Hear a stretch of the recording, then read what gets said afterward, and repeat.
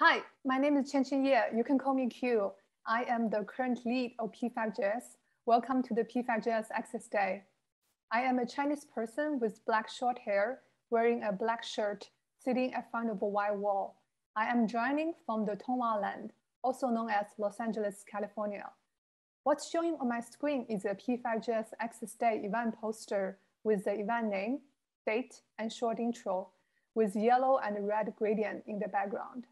The ASL interpreters of today's event are Selena and Marianne from Pro Bono ASL team. Thank you for interpreting for us. You can turn on the CC Live caption feature at the bottom of your Zoom window. The caption is auto-generated by Zoom. It may be hidden under the More button depending on your computer screen size. The event assistants are Karen and Jay. You might see them in the chat later.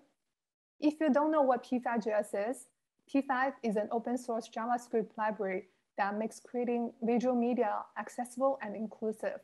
Access has always been a main focus for us as a JavaScript library and a community.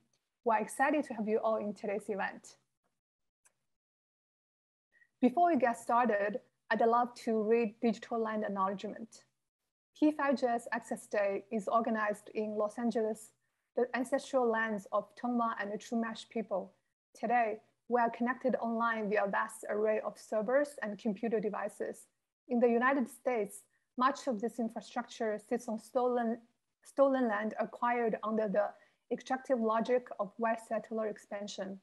As an organization, we recognize this history and uplift the sovereignty of indigenous people, data, and the territory. We commit to dismantling all ongoing settler colonial practice and their material implication on our digital worlds. We acknowledge and honor the many native lands this event is being produced on and invite you all to acknowledge the native land you are joining us from by visiting native-land.ca. This digital land acknowledgement is adapted from Data and Society and Disability Futures. I also want to address the p5.js code of conduct as you see on the screen.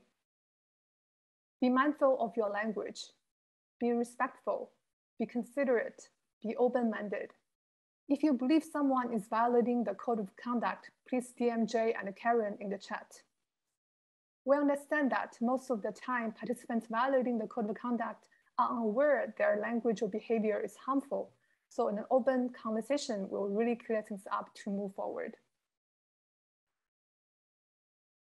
Now, let's dive into the P5 and access. In 2019, P5.js community decided that P5.js will not add any new features except those that increase access. So now, when you request a new feature at the P5.js GitHub repo, you will be asked this question: how would this new feature help increase access to P5.js? The P5.js community has been working on multiple projects focusing on access, and would love to gather here to share and learn together. So here comes the P5.js Access Day. P5.js Access Day provides space for contributors of P5.js and experienced practitioners and artists from outside open source software projects to share their knowledge, perspective, and dreams for building greater access to technical and art space with the public. P5.js Access Day starts from 10 a.m. and ends at 3:30 Pacific Standard Time. This Zoom event features 4 themed sessions: critical web accessibility, disability arts, access and community building, and access via translation. The ASL interpretation and live captions will be provided. All of this session will be recorded and posted with caption for those who cannot attend. For each session, the speaker will give a brief presentation and followed by open discussion among panelists and a Q&A with the Zoom participants.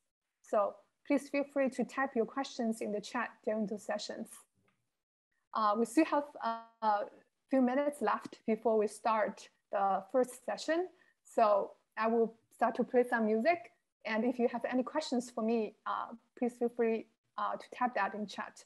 The next session, Critical Web Accessibility, will start at 10:15 sharp. Thank you.